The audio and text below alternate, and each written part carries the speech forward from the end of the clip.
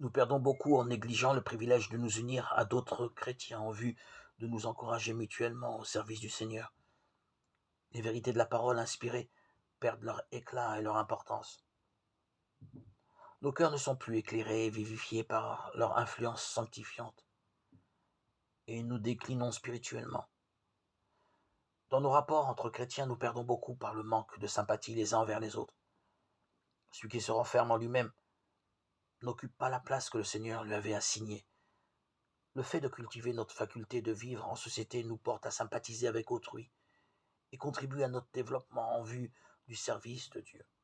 Si les chrétiens voulaient se réunir pour se parler mutuellement de l'amour de Dieu et des précieuses vérités de la rédemption, ils trouveraient force et rafraîchissement. Chaque jour, il nous est possible d'avoir une connaissance plus profonde de notre Père céleste. Nous pouvons faire journalement de nouvelles expériences de sa grâce. Celles-ci feront naître en nous le besoin irrésistible de parler de son amour.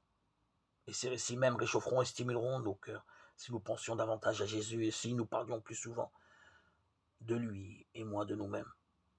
Nous jouirons beaucoup plus de sa présence